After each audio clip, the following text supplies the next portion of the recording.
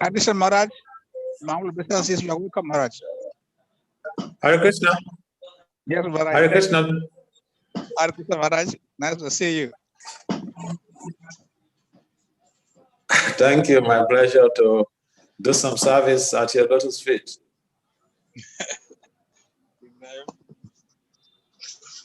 Amen.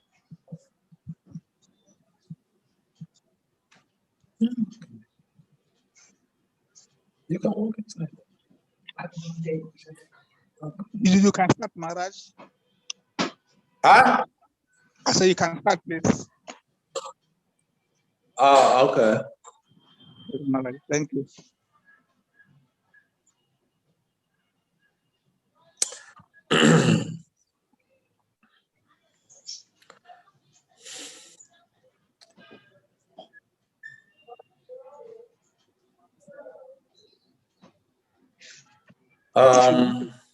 If you want to share something on the screen, I can make you host. You can be able to share in case you want to share something.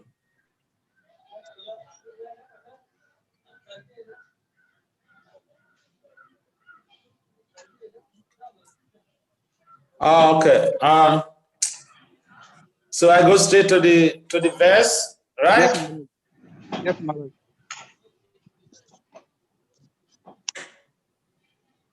Kusha.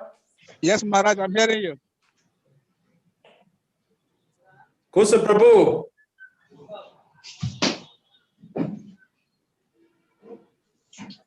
Yes, Maharaj, please just go straight to the verse. Yeah. Okay. Yeah. So,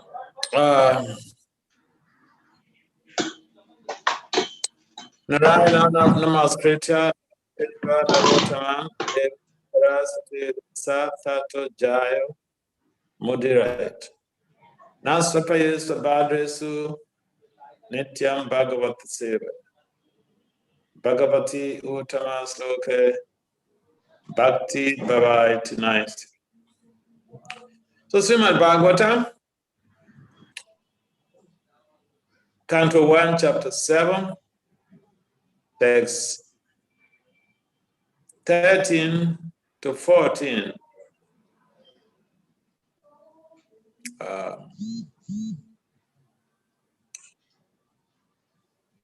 Yada Mrde Kurawa Sinjayanam Vireswato Virgatin Gatushu Vrikudara Vidagada Bimsa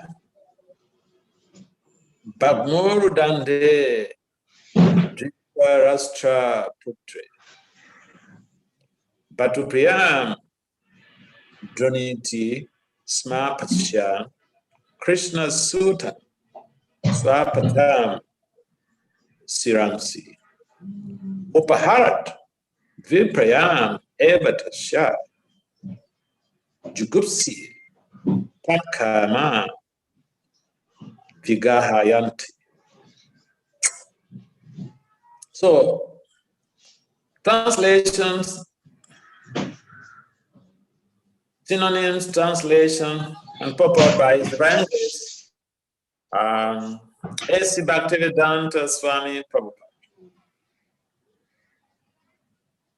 Word for word synonyms: Yada, when, Mridde, in a battlefield, Kurawa, the party of Dhritarashtra, Sanjayata, of the party of the Pandavas, Vireshu, of the warriors, Atho, Das, Viragatim, destination deserved by the warriors, Gateshu, being obtained, Vrikudara, Bhima, second Pandava, Avida, beaten, Gada, by the club, Abhimasa, lamenting, Agma, broken, Urudande, spinal cord, Dhritarashtra Putri, the son of King Dhritarashtra, but two of the master, Priyam, pleasing,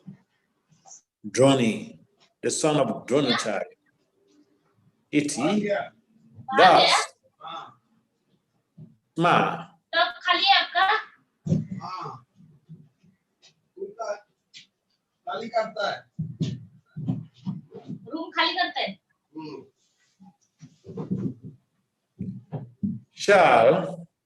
SWAMI shall be Pashyam, seen, Krishna, Draupadi, Sutana of the sons, Swapatam, while sleeping, Siramsi, heads, Upaharat, delivered as a prize, Viprayana, unpleasing, ever like, Tasha, his, Jugupsitana, most heinous, karma, act, Vigarayanti, disapproving. So translation, when the respective warriors of both camps, namely the Kauravas and the Pandavas, were killed on the battlefield of Kurukshetra, and the dead warriors obtained their deserved destinations. And when the son of Dhritarashtra fell down lamenting, his spine broken, being beaten by the club of Bhimasena, son of Dronacharya, Aswatthama beheaded the 5 sleeping sons of Draupadi and delivered the heads as a prize to his master, foolishly thinking that he would be pleased. Duryodhana, however, disapproved of the heinous act, and he was not pleased in the least. Purport. Transcendental topics of the activities of Lord Krishna in the Srimad Bhagavatam begin from the end of the battle at Kurukshetra, where the Lord himself spoke about himself in the Bhagavad Gita. Therefore, both the Bhagavad Gita and Srimad Bhagavatam are transcendental topics of Lord Krishna. The Gita is Krishna Katha, or topics of Krishna, because it is spoken by the Lord, and the Bhagavatam is also Krishna Katha, because it is spoken about the Lord. Lord Sri Chaitanya Mahaprabhu wanted everyone to be informed of both Krishna Kathas by his order. Lord Krishna Chaitanya is Krishna himself, in the garb of a devotee of Krishna. And therefore, the versions of both Lord Krishna and Sri Krishna Chaitanya Mahaprabhu are identical. Lord Chaitanya desired that all who are born in India seriously understand such Krishna Kathas, and then after full realization, preach the transcendental message to everyone in all parts of the world. That will bring about the desired peace and prosperity of the striking world. Om Gyana Timirandasya Gyana Jana Salakaya Saksur, all many time Yena Tasmai Se Gurave Namaha Suchaitanya Manovistam Stam Fitam Yena Putale Swayam Rupam Kadamaya Vadati Swa Padantikam Vandasi Krishna Chaitanya Nityananda Sahodata Gudatai Puspavantu Chitu Chandu Tamon Jayasi Krishna Chaitanya Prabhu Nityananda Si Advaita Gadara Sivasadi Gora Bhaktivinda Hare Krishna, Krishna Krishna, Hare Hare, Hare Ram, Ram Ram, Hare Hare. Vanchakalpatari cha Kripasundabhya eva cha Patitanam Pavanebhyo Vaishnavebhyo Namo Namo Vishnu Padaya Krishna Prestaya Putra Le Srimati Bhakti Vedanta Swami Itinam Namaste Sarasatadeva Gauravani Pacharine nerve sesa sogno body passatia disatare.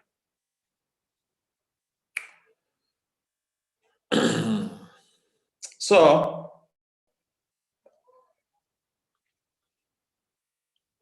this text and the purport have pretty good things to learn from. And first of all, is that there was a battle between the Pandavas and the Kauravas.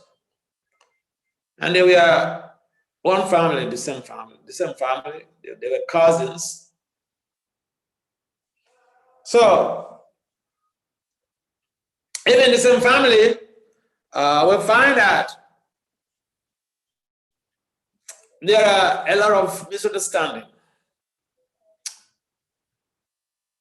In the case of the Kauravas, they were trying to deprive the Pandavas from inheritance to the resources, to the family resources.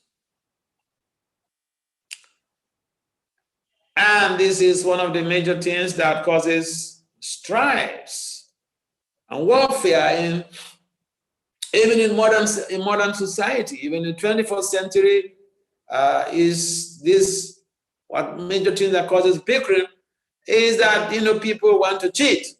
The Kauravas, they wanted to cheat the Pandavas out of their inheritance, their privileges, their rights. And so, being on taking a humble position, they were ready to let go. And it's so easy for someone to try to cheat you. And you're ready to let go because you can back up that situation with, transcendental philosophy. Oh, it's my karma. You want to take it, just take it. But Krishna says, this is your right. You can't sell your right. You have to fight for your right.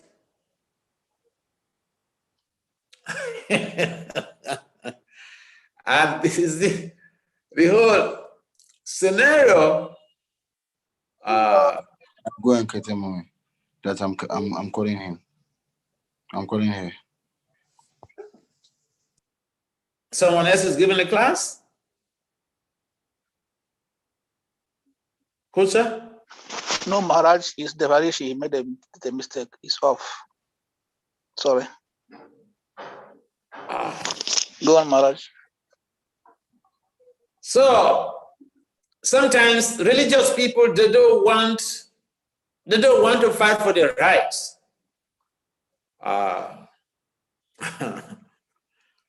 Someone who is religiously minded, some people, they don't want to fight for their right. I remember, I think somebody was telling me how one of the ISKCON gurus, I don't want to mention the name, one of the ISKCON gurus,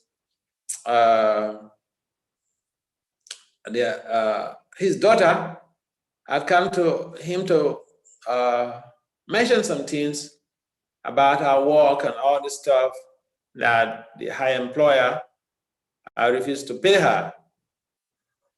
And so she was apparently thinking, well, here's my father, he's a guru, he's a very religious person, he's a sad, he's a saint.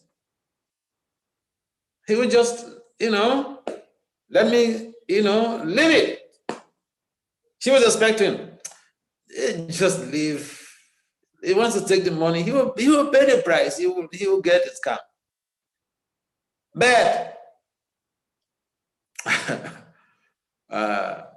the guru said, go and collect your money. That's your money, you work for it. You have to go and collect it. So he just following Krishna's adventuristic mentality or mindset that the Pandavas, they wanted to let go. And we find in the case where Arjuna was making so much arguments to let go. Why fight for this? But Krishna, he said, you must go for it. This is your right. You can't let go. So, featuring in this very text, on the battlefield, the fight ensued eventually. And Duryodhana, mentioned in the text here, and when the son of Dhritarashtra fell down lamenting, his spine broken, being beaten by the club of Bhimasena. So, Prabhupada mentioned in one of his lectures in Vrindavan here, how in this very text, Prabhupada mentioned in his lecture in Vrindavan here in the 70s, how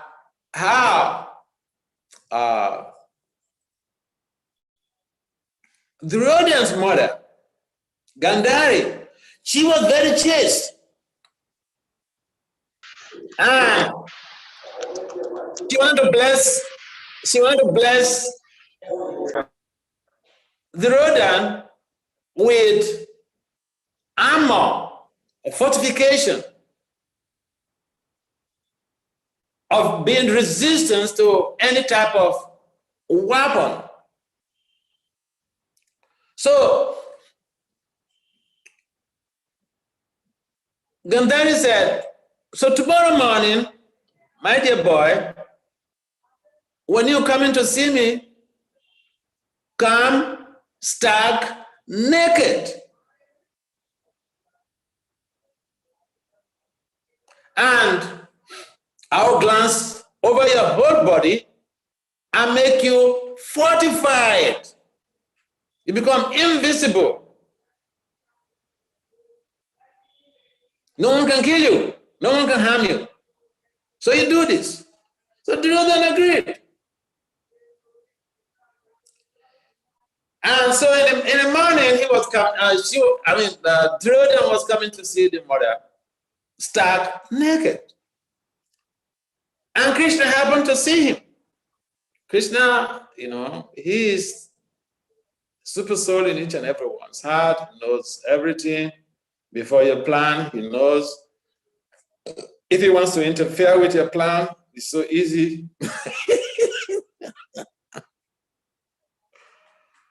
So as Duryodhana was going, Krishna saw him and he said, hey, where are you going?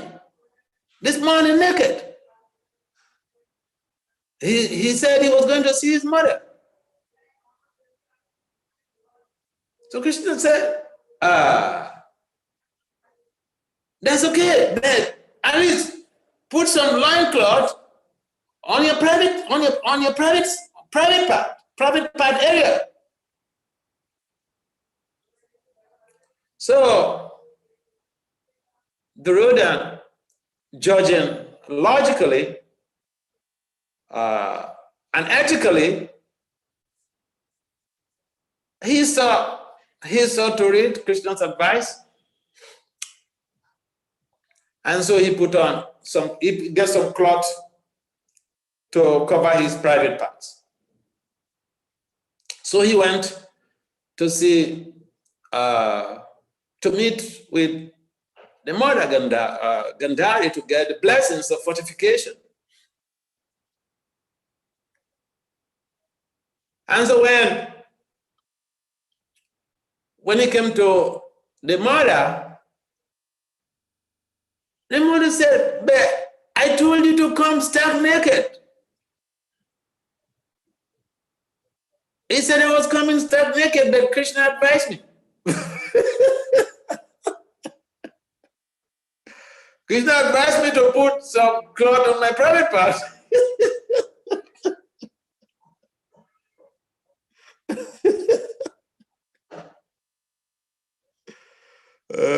Krishna is a spoiler, you know.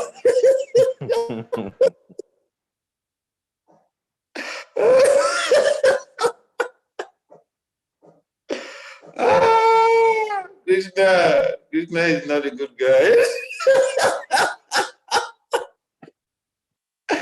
Krishna is a big spoiler. So, when Duryodhana told him mother that, you know, Krishna advised me like this, he saw me and then he said, this is not good for you to go and see your mother stark naked. At least put on some cloth at the private part. So Gandhari smiled and said, oh, Krishna, you know, he did this.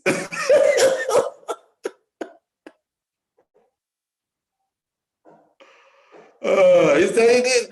Krishna spoiled the whole thing.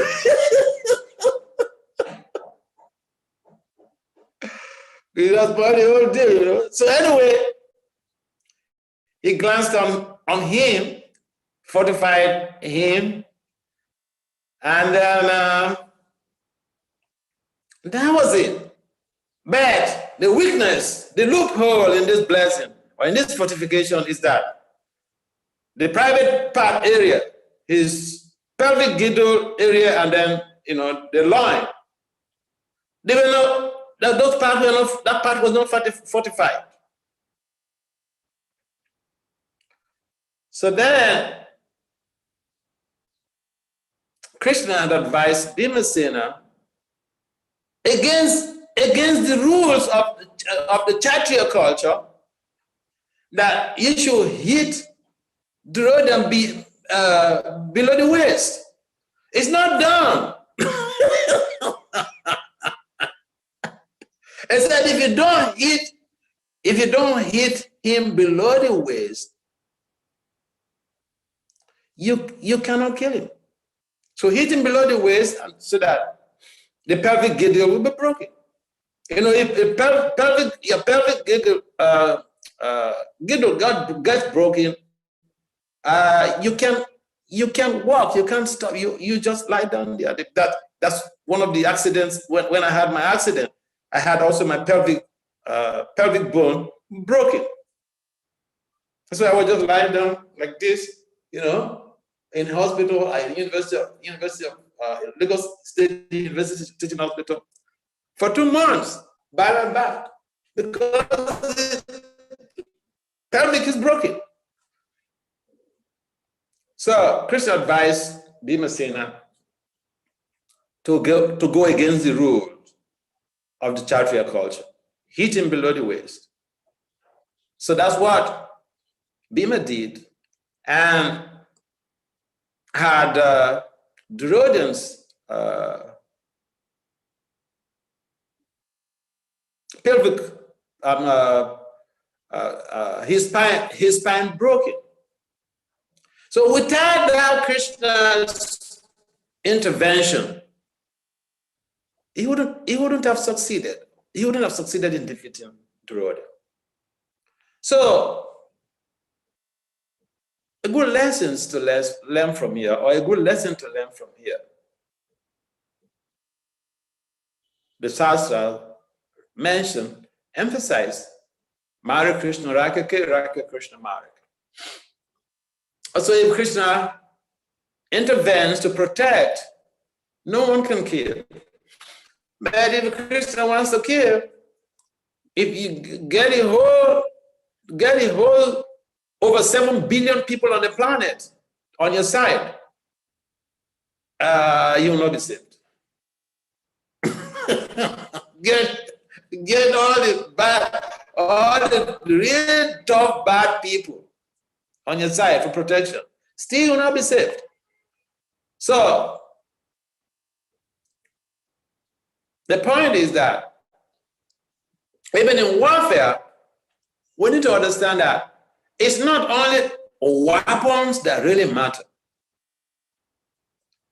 And whatever we are doing, or whatever adventures we have, whatever services we are doing, because warfare is also a service. The idea that one dies on the battlefield, this type of warfare, one attains liberation.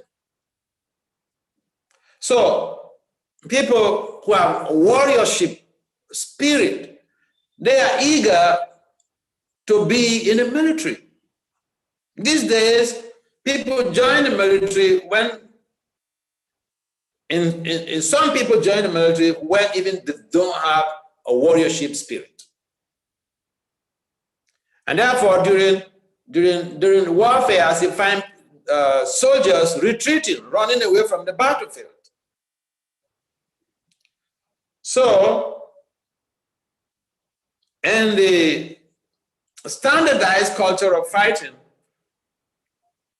people who get enrolled in the military are people who are chivalrous. They have that fighting spirit. They enjoy fighting. So all of these Kauravas and the Pandavas, they have that type of spirit, Kshatriya spirit. And so the one was a pretty fascinating for viewers. And Prabhupada made a comment about Gandhari, that because Gandhari was very chaste, she had the power to be able to fortify Duryodhana from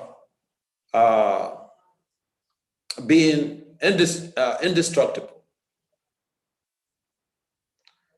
And so Prabhupada mentioned that if someone is following sadhana and devotional culture, devotional service, if someone is doing this, you got some power. You got some power. And so chastity, which is undermined today in the modern society, if you're chaste today, it's like, oh, you don't know what you're missing. You're stupid, a moron. What are you doing with your life? You have to start now. I remember someone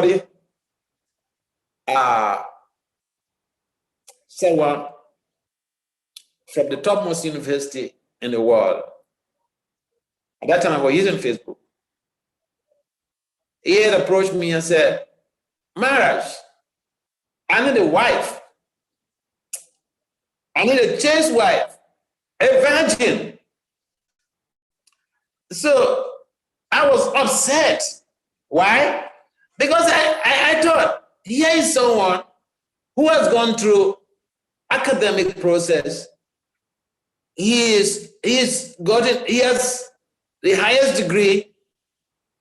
And is he telling me that he himself is a virgin? Why is he looking for a virgin? Is he a virgin? That was what triggered my mind. So, if someone is looking for a virgin, and you're not, and then the man himself is not a virgin, I have a problem with that. So I didn't respond to his message. So essentially, even people who are not chaste, they know that there's a social prestige that goes with chastity. There is a spiritual power that chaste ladies have. There was another case of a chaste lady who saved her husband from death. So, in the purport here, Papa mentions about Kata, Krishna Kata. And Krishna Katha, the literatures, according to Prabhupada, are basically the Bhagavatam, this is my Bhagavatam we are discussing, and Bhagavad Gita. In fact, the Bhagavatam is the personality of God himself in a book form. And therefore, what you cannot do to the deities, you can't put deities on your laps. Therefore, don't put the book Bhagavad on your laps. Because the Bhagavatam is not different from the deity we worship on the altar. And so this Bhagavatam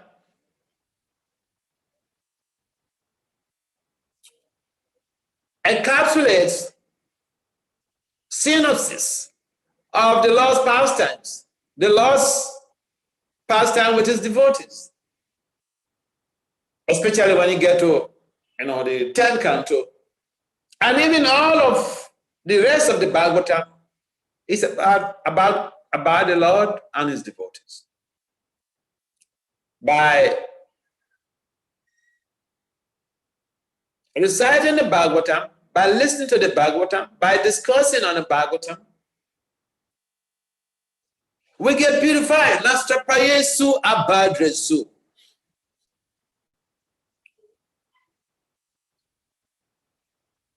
The same thing is applied to the Srimad Bhagavad Gita.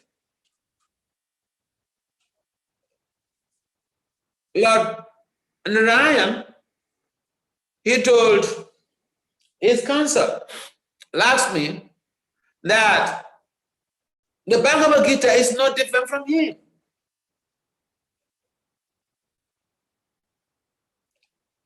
And so Lord Chaitanya emphasized that those who have the great fortune of taking birth in India, they should take advantage of their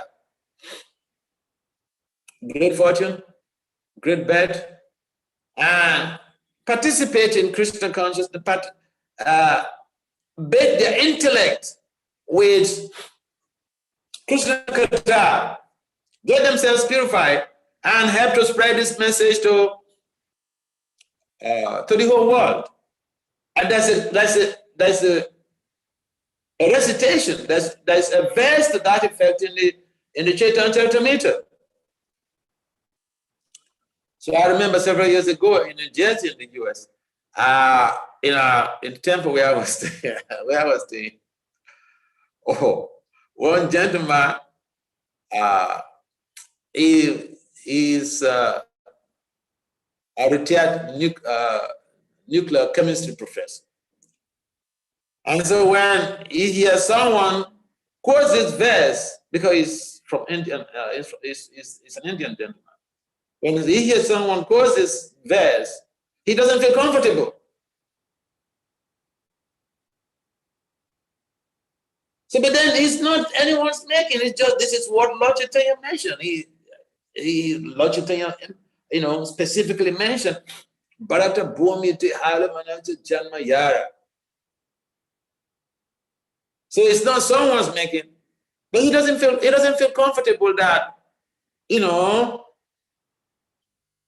Lord Chaitanya or someone who is repeating the verse is urging people from a particular place, a particular birthplace, to take to Krishna consciousness seriously and help to spread the message to the world. It's not a bad thing. To whom much is given, much is expected. So Lord Chaitanya is of the idea that, taking birth in India is a very special accomplishment, a special achievement, a special merit. And so he had suggested that those who are so fortunate to take this step of faith, they should take to Krishna consciousness, read the Bhagavatam, read the Bhagavad Gita, equip themselves with the kathas of the Bhagavatam and the Bhagavad Gita, and help to facilitate the spreading of this message to the rest of the world who do not know anything about Bhagavad Gita and Srimad Bhagavatam. And for those people who are practicing Krishna consciousness, who are in the International Society for Krishna Consciousness or any other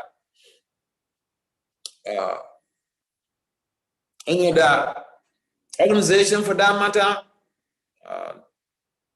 that hinges on Krishna consciousness, they should have. They should imbibe this culture, Krishna Katha culture, and spread this message. So it's not something that is just meant for some limited few people. It's meant for everyone who has taken to Krishna consciousness.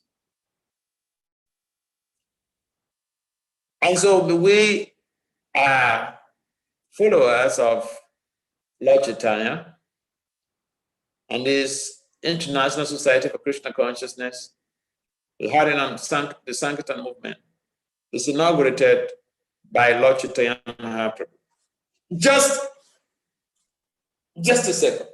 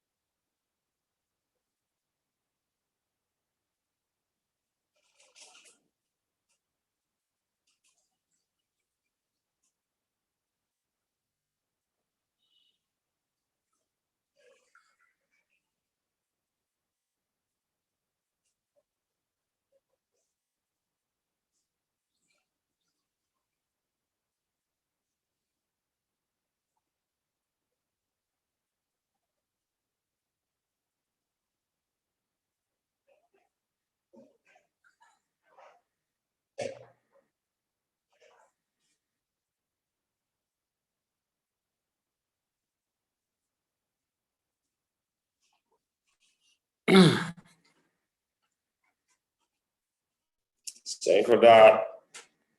My body is waning, my body is dilapidating, so I have to adjust to be able to finish whatever service I have to do.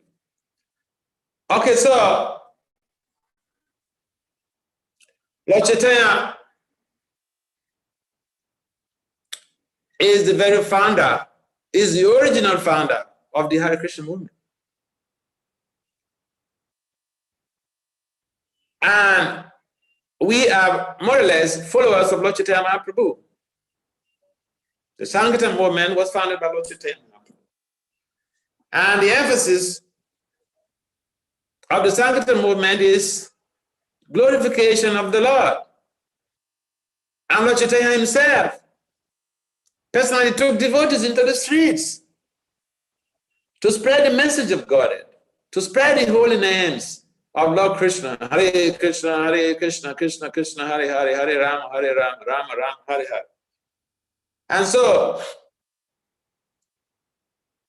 the whole culture of Krishna consciousness is about trying to help others to grow.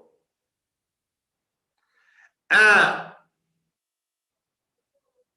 even for the Kshatriyas, even for people that seem to be like they're very anti-Krishna consciousness, they follow a culture of ethics. Even business people, they have business ethics.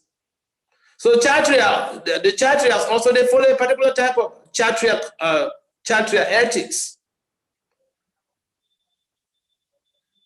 And that is why when Ashwatthama beheaded the sleeping sons of Draupadi and delivered the heads as a prize to his master,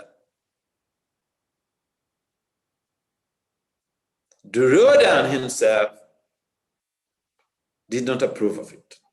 So we could say, well, Duryodhana should have just be happy that Ashwatthama has helped him to do some nasty job. Now, this is completely different. This type of mindset and Kshatriya ethical values is completely different from what is obtainable today. Today, a military man could accept anything that, their subordinates do or their team members do, in as much as if it's meant to inflict pain, miseries on the other party. There are, in the civilized world, there are also situations where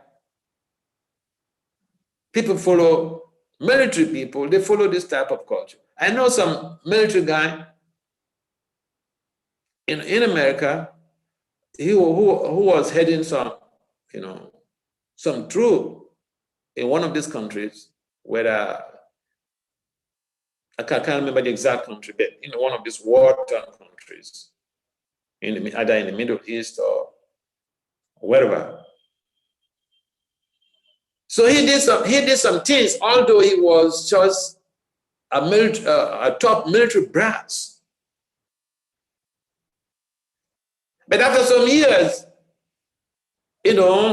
his fellow military, his boys, they reported him that he did like this. He killed somebody, or he ordered someone to be killed, or he killed somebody who was not armed and, unwarranted. And so they were prosecuting him. It was military prosecution, and he was found guilty. Trump gave him, a pardon. That was his salvation. So this Duryodhana mindset, generally we know of Duryodhana mindset as someone who is who thinks he's the best, because when Duryodhana went out on the order of his guru to figure out who is better than who out there could be better than you, and he came back to say he didn't find anybody who is better than him.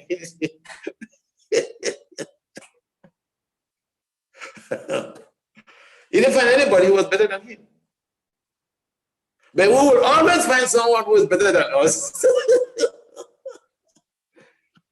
If we are really sincere, we will always find someone better than us. So yeah, that is the negative aspect of Duryodhana. But here is a positive value that he has. He rejected outrightly this idea, perpetrated this heinous crime perpetrated by Ashwatthama. So that is an element of value-based leadership in Duryodhana's life. So you see, no one is totally bad. No one is completely bad. Even the worst person, you will find some good quality in him or in her. So a typical case is this scenario where, ordinarily speaking, sons of Draupadi have been killed, and Duryodhana did not approve of the strategies used in killing the children. So it's a good lesson for me, good lesson for us, that we can learn from the both sides of the road. And then the other important aspect is how we can carry on with the Krishna Katha. There are a lot of things in the Vedic literature If you want to talk about conflict resolutions, you want to talk about leadership. Here, I just pointed out how the rodent exhibited or showed, demonstrated value-based leadership.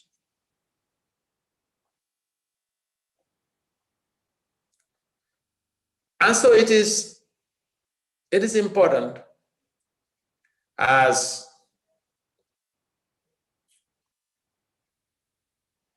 we strive on the part of Krishna consciousness that we focus on sharing the message of Godhead, Krishna's message in the Bhagavad Gita and the Srimad Bhagavatam with each other. Because the message of Godhead is purifying. And we recite that every day before we speak on the Bhagavatam.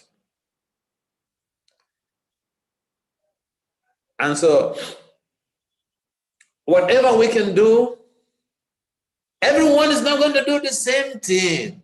Our faces are not the same. Our priority sequence would always vary. Our abilities, our skills are not the same. We don't even have the same commission on the planet in terms of details of what we should do in spreading the message of Godhead. And the basic fundamental things, Bhagavatam Katha, Bhagavad Gita Katha, these are fundamental things that we should all participate in. Because the reading of the Bhagavad Gita or the Bhagavatam purifies the senses. If one who reads the Bhagavad Gita is in itself a worship of Lord Krishna.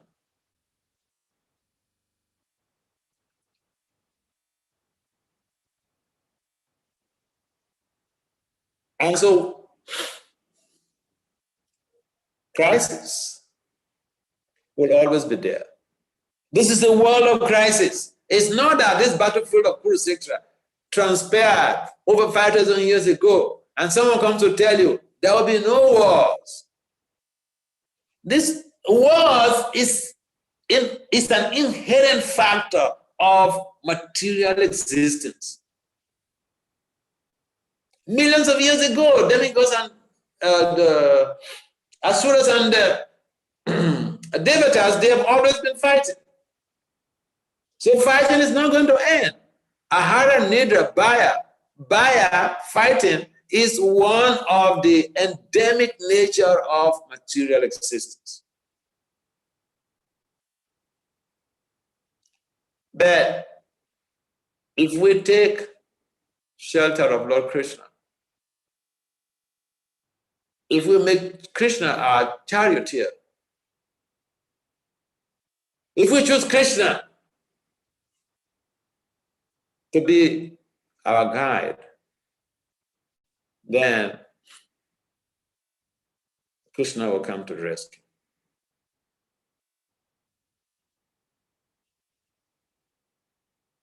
Lord Chaitanya desired that all who are born in India seriously understand such Krishna kathas.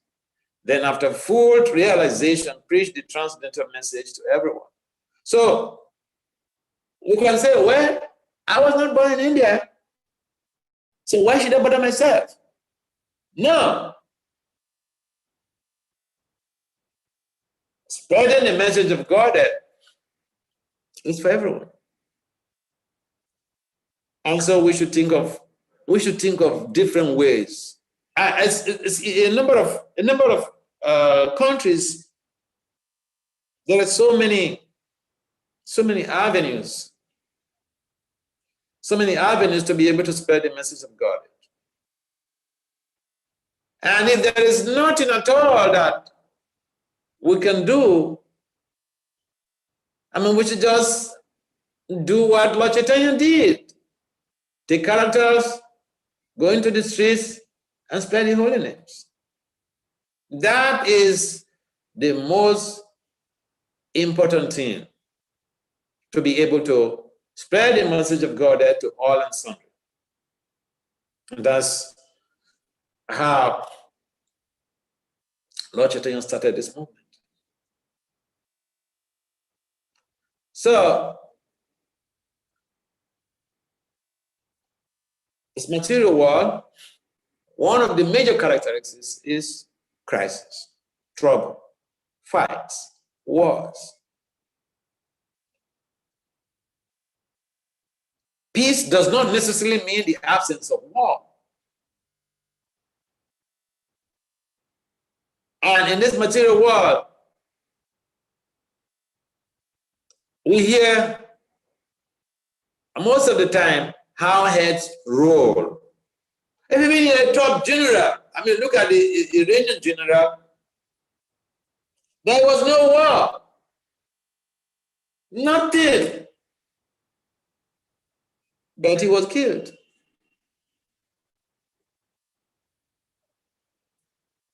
So one could be so powerful that if the opposite or if the opponent is under the auspices of the divine energy of Krishna, then no matter how powerful that person could be, will be conquered. So, although Duryodhana was so much fortified, but Krishna created a loophole where Bhishma could strike him down. Therefore, taking shelter of Krishna Katha and the Bhagavatam and the Bhagavad Gita, which helps to draw our attention closer to Krishna, our concentration, and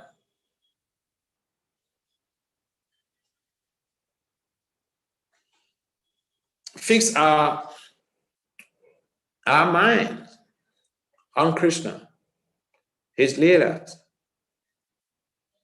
That helps to enable us to remember Krishna when the need arises. But the important factor here is that we should learn how, although Duryodhana was so bad, but he was ethical. He had Kshatriya value. He did not just subscribe to any wrong decision, to any wrong activity, to any heinous act.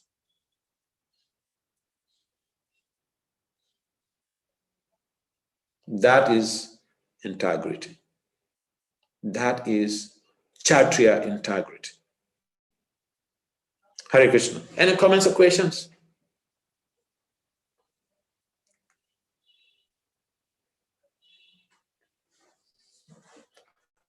Thank you, Maharaj, for your wonderful class. I have a question. Tell me.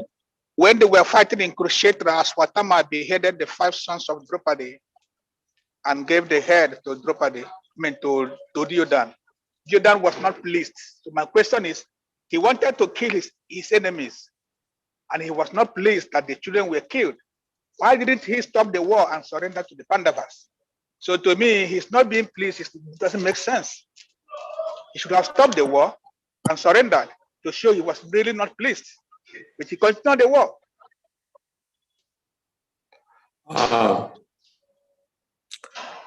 He continued the war because it was inflicted with envy of the Pandavas. He continued the war because he wanted to take possession of all the resources. He continued the war because he was having another type of understanding of possessiveness that was not warranted. But he thought, wait a minute, you did this? No, this is not acceptable. someone could have ethical values and not be free from envy, and not be free from jealousy. Values and emotions, they're completely different. So he was trained in Kshatriya values. You can't hit somebody below the waist. You can't kill someone when they are not armed. You can't kill a woman. You can't kill a child. Not to speak of sleeping. So he was just following the ethics of warfare. But for possessiveness, he was not free from it. For the resource, control of the resources, Duryodhana is what a modern day we call power grabbers.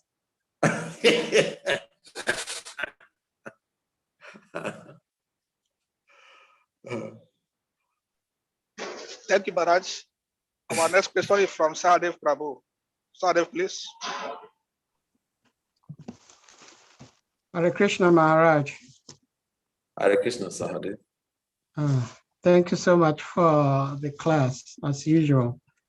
I would like you to shed more light on the statement you made that Lord Chaitanya is the founder of the Hare Krishna movement. Because I understand our philosophy is Achintya Beda Abeda Tattva. So simultaneously one and different. So I understand that ISKCON is Hare Krishna movement, yet ISKCON is different from Hare Krishna movement. Because I once had a very lengthy argument with one devotee who claimed that Srila Prabhupada is not the founder of ISKCON because Lord Chaitanya is the founder. And I argued with him. I said, no, Srila Prabhupada is the founder of ISKCON. If you're telling me you serve Krishna, I'm nobody to argue with you, you serve Krishna, but to tell me that Srila Prabhupada is not the founder of ISKCON, that I cannot accept. So I would like you to shed a little bit more light on that. Thank you, Hare Krishna. Thank you, Sahadev. What I mentioned precisely is that Lord Chaitanya inaugurated the Sankirtan movement, which is what we are doing. Going to the streets to distribute the holy names. So, Prabhupada, so in other words, Sankirtan was already there before Prabhupada came to the West. Prabhupada founded an organization to be able to spread the message of Godhead to all and sundry, to all nooks and crannies of the world. And so the founder Acharya of ISKCON is Prabhupada. So yes, we can also say Prabhupada is the founder of the Hare Krishna movement in one sense. But when we're talking about, look, okay, I'm ISKCON. If I say something, I have to have an attribution. If I don't make an attribution, that is a violation of academic integrity.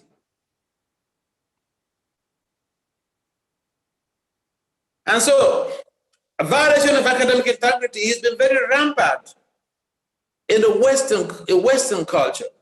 They come to take something from the West, from the East, and then they go to modify it and say, I found that this theory. But then the thing is that there is someone from whom you got your idea. So Prabhupada got his idea from Lord Chaitanya and previous acharyas, and he founded the International Society for Krishna Consciousness. But then the original person who generated the idea of street chanting was Lord Chaitanya Mahaprabhu.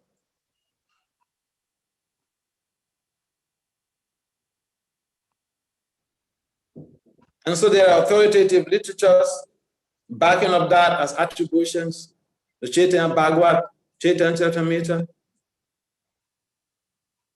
And so there are some things that I, for one, I don't waste time arguing with people. I mean, it's like it's like a Christian, a Christian proposed a statement to me, and she was my sister. Okay, so I remember when I was pretty young, I was a brahmachari, I went to see her, and she's an evangelist. And so she said something.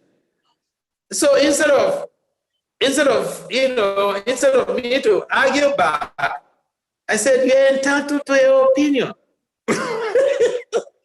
And she busted out laughing. She said, "I said something very serious, and you took it too simple."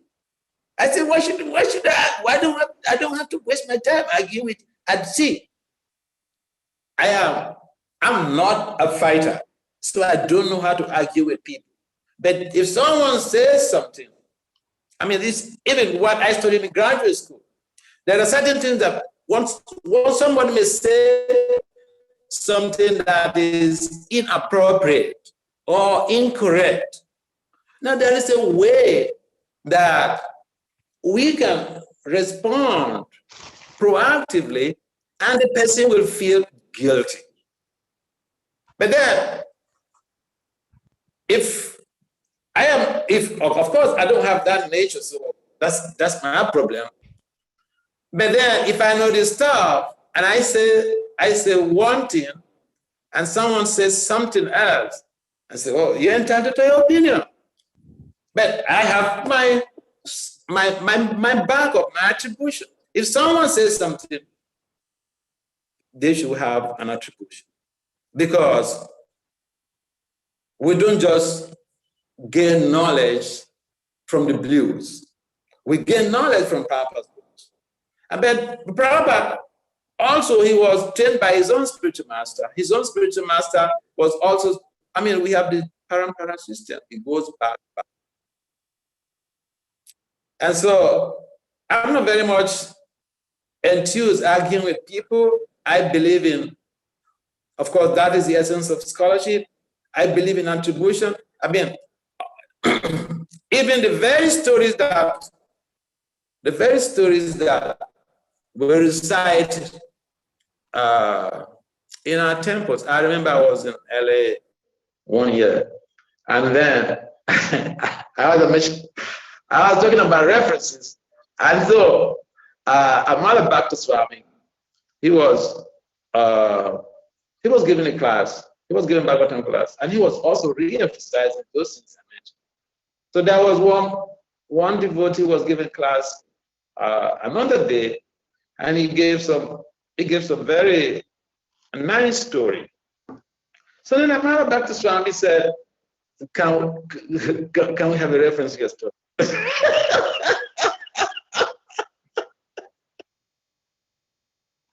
So that we can also repeat it and quote it. So my point is that Prabhupada, yes, I subscribe to your idea, and it's not just your idea. Almost everyone in this country knows that Prabhupada is the founder of the International Society for Krishna Consciousness. Now, for other things, like whether Krishna consciousness is synonymous, whether ISKCON is synonymous to the Hare Krishna movement, or Hare Krishna movement, anyone else can also call themselves the Hare Krishna movement. That basically is something that I don't need to really, have a fuss about it, because anyone could claim, even those who are not in ISKCON, they are also doing some type of preaching, and they can also say, we Hare Krishna, we Hare Krishna. And I've seen people like that. So you can't go and tell them, oh, you are not Hare Krishna. They are not ISKCON, but you can say they are not Hare Krishna. But if they claim that they are Hare Krishnas, you don't have that type of evidence to prove that they are wrong and you are right, or I am wrong and they are right. So the bottom line is that, you see, let's take things in a very so many practical things we can do.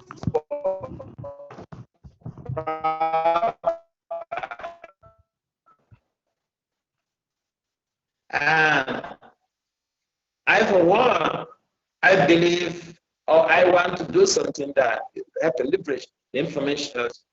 And if someone comes to make some argument which are unfounded, then I will go the idea.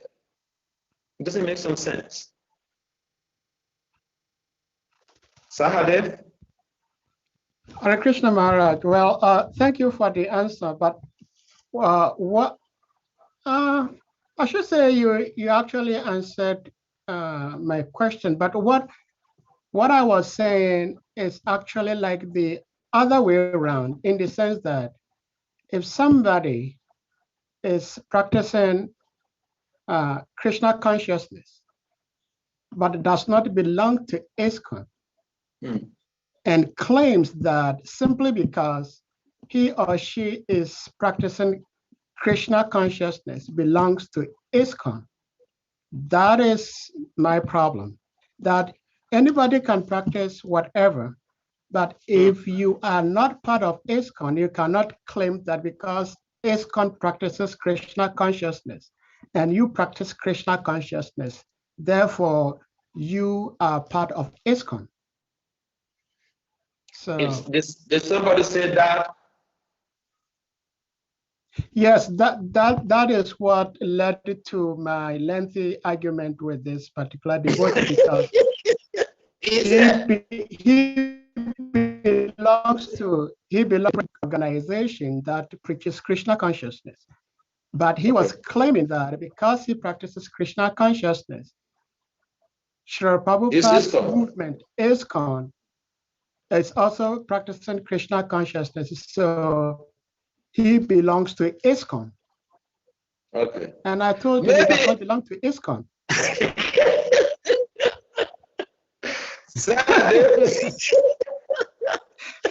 Right.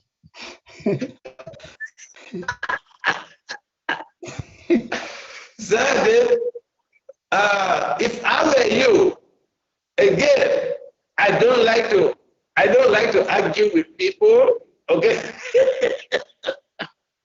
I could have just told him, you're entitled to your opinion.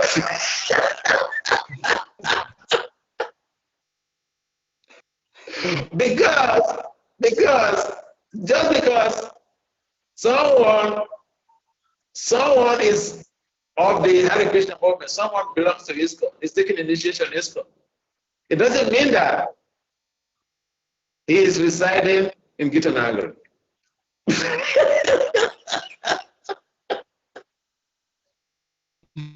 Do you understand my point? Or someone is Hare Krishna, he becomes that immediately it's Hare Krishna, he becomes a part of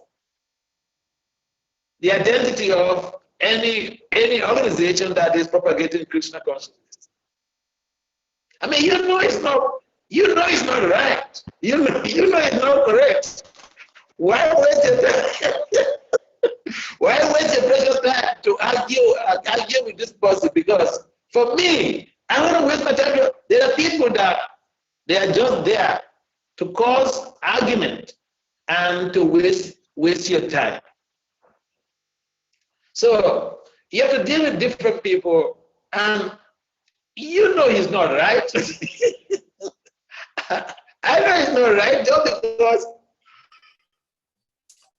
he is practicing devotional life, and so it belongs to every institution that is practicing devotional life. That's what he meant. So that's not right.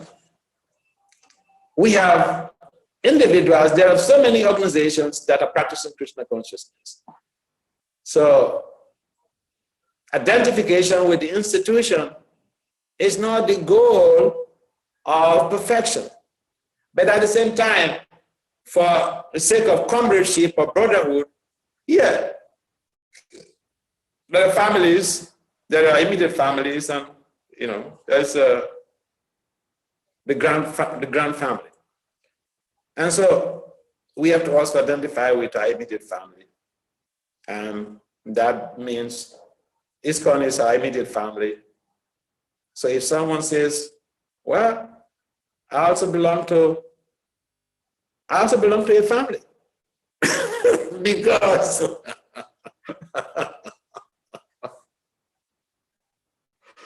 I'm a devotee, so I belong to a family. Anyway, for us not to create any discrimination, we should just be simple. If we understand what they are trying to achieve, then we can just, pat them on the back and encourage them to move on. But it's not right. That type of homogeneity. There is no homogeneity in that sense. So to make that type of assertion is like trying to create an homogeneity from, from ions and nails, which does not really make any sense. Does it clarify your point, Sahadev? Yes, Maharaj. Yes. Thank you. But some people also they should be argumentative. So in a sense, I like the way you go about with this guy.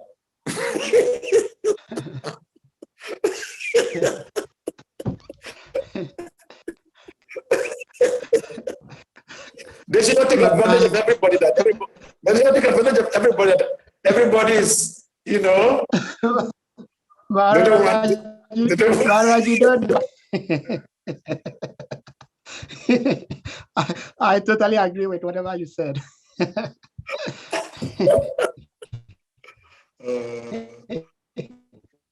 All right. Thank you, Sahadev, for sharing your adventures. Sahadev, let me share this. I have one more question. When I was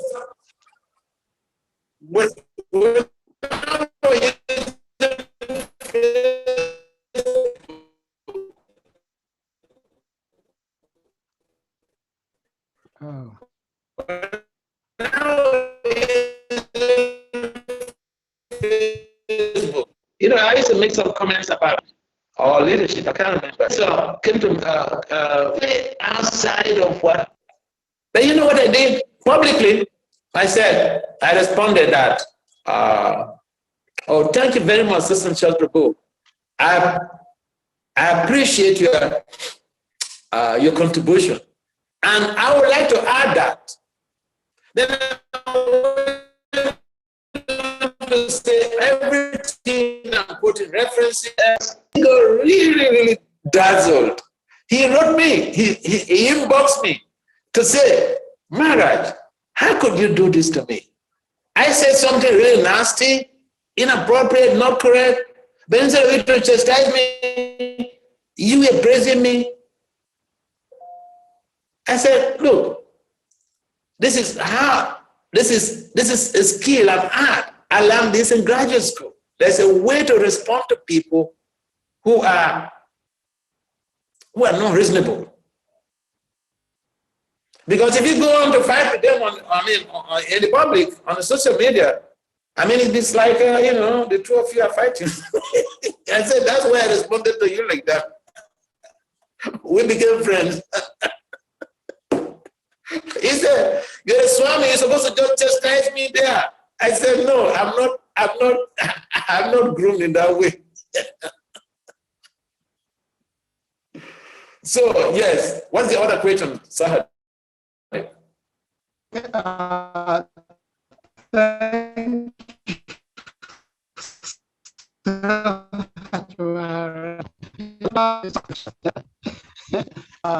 My other question is, everyone says prayers that the Guru is my Lord back after this. So in today's world of ISKCON, we have somebody like Kavichandra Maharaj, who has zones that he takes disciples from. Now, if Kavichandra Maharaj has a disciple from a previous incarnation who is now in a country that he is not zoned to take disciples from, then what does that disciple do? Because your guru is your guru life after life. And now, for some sort of material reasons or whatever, you are prevented from having connection to your guru. So what happens to such a disciple? So you don't have just a problem.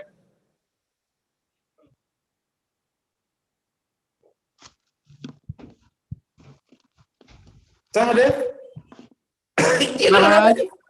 don't have just a problem.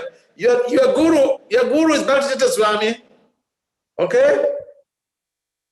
And so he left the planet, and you're doing what instructions he gave to you. And definitely, Prabhupada mentioned anyone who is in this movement and follows the standard, does some service regularly, he will particularly arrange for him to become extricated from the shackles of birth and death.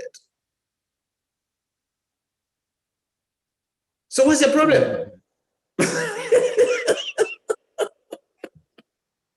No, Maharaj, I don't think I have a problem in that front, but it's just a general question that if for example, somebody in West Africa is a disciple of, let's say, Basha, and Basha does not take disciples from Africa, the one that aspirant devotee do, because we are now preventing, not preventing, but making it difficult for such a person to reunite with his guru.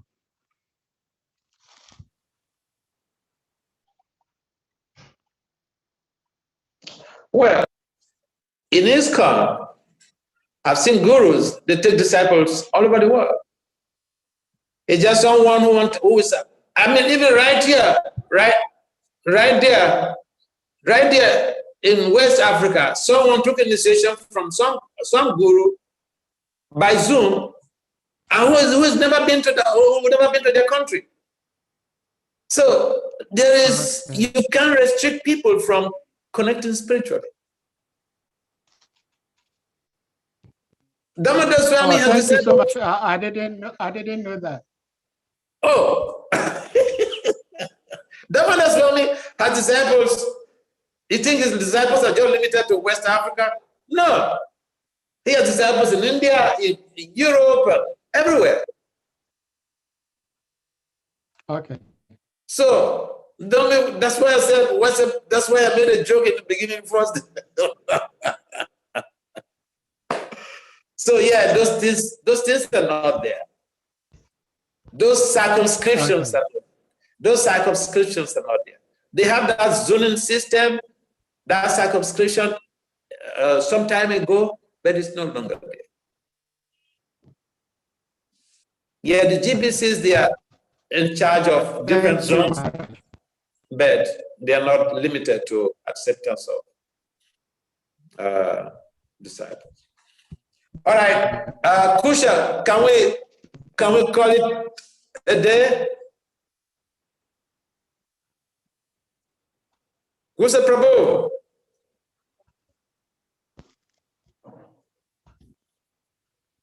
Let me see if it's here. Is it still there?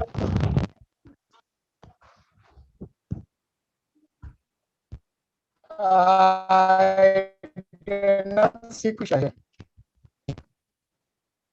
All right.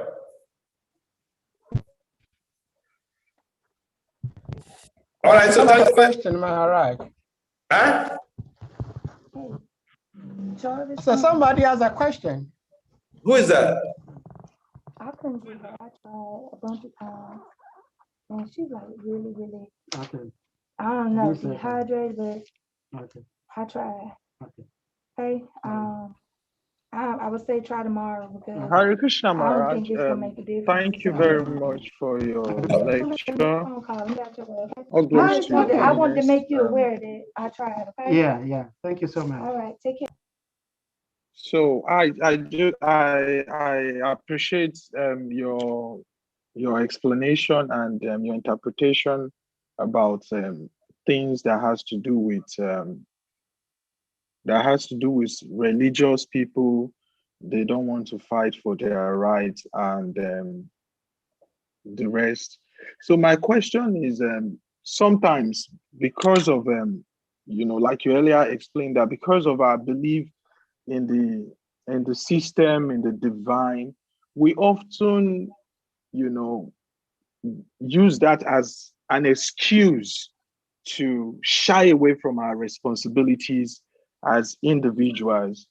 And this is not limited to even among devotees, among our devotees, especially around.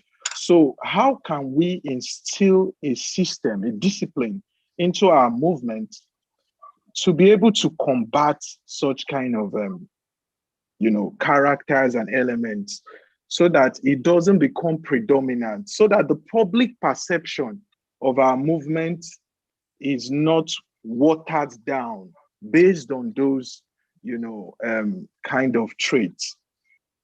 What's Thank your you, name? Maharaj. Nitai Das. Oh, yeah, I'm looking at you. I said, all right. Yeah, I was watching a video, an interview in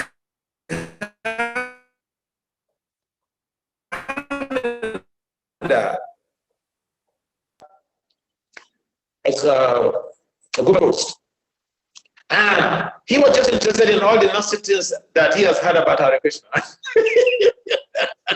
the TV host, to the point that there was a call-in question, a question and answers time. So someone called in, and then he said so many good things about the Hare Krishna people, and the TV host said, "Oh, this is a good one. We don't need this."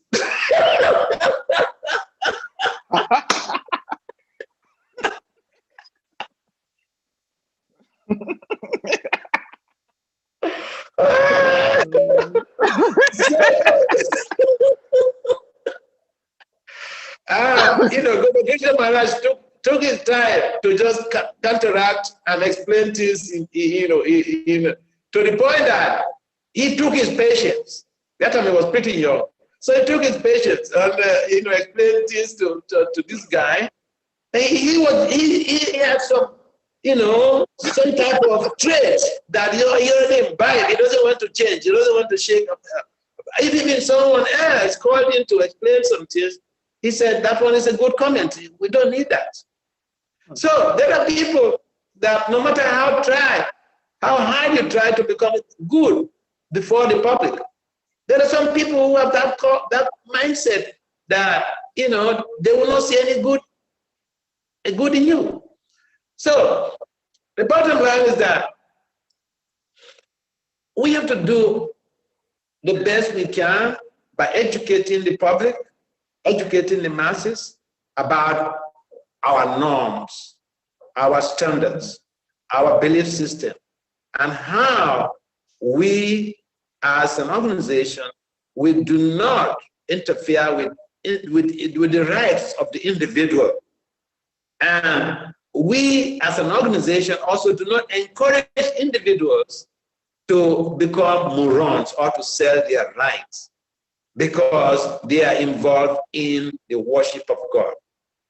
Because when people understand that we are like everyone else. One of the comments of that TV host was that you guys you don't do anything. You don't do anything. You just go on the street. You keep begging and you block traffic.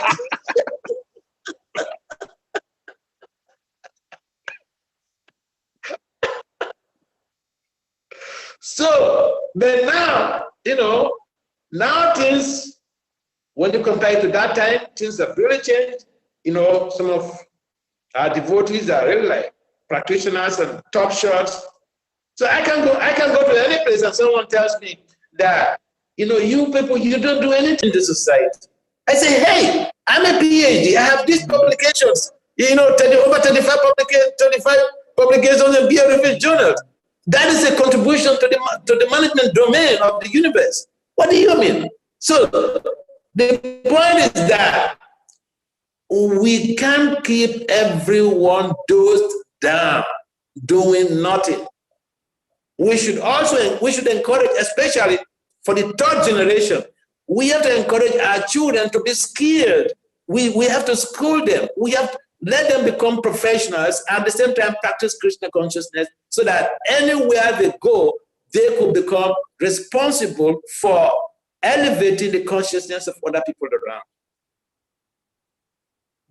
That's how it works. See, I go to places, look, right in India, today I got a letter of invitation for presentation at a university. And no students, professors, master's degree students, who are inviting me to come to talk to the school, to the faculty of management, the staff and the students about strategies for transformative change. And so when they see people from the Krishna movement doing this type of services to society, how can they come and say, hey, you just on the streets begging here and there and you blocking traffic, you don't do anything. Do you work? You don't work, right? And you want to beg people.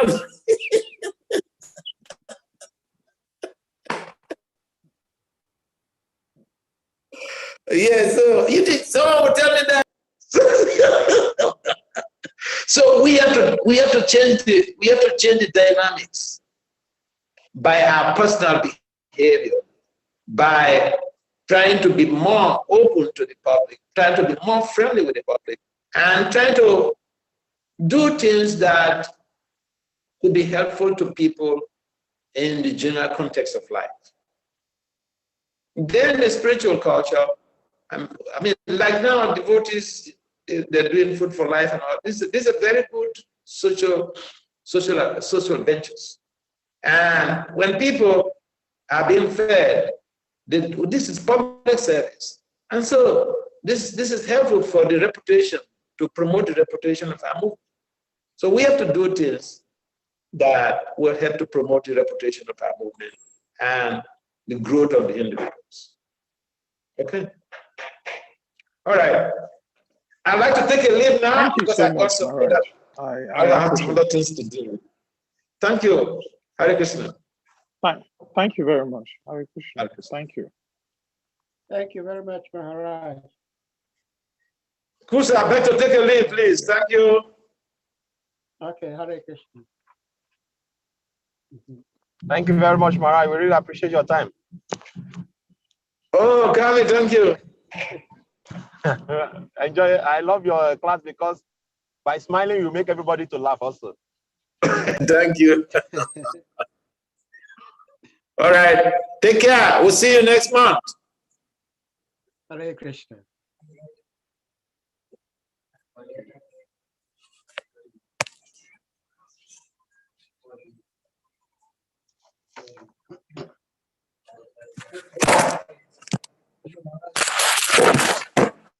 Thank you.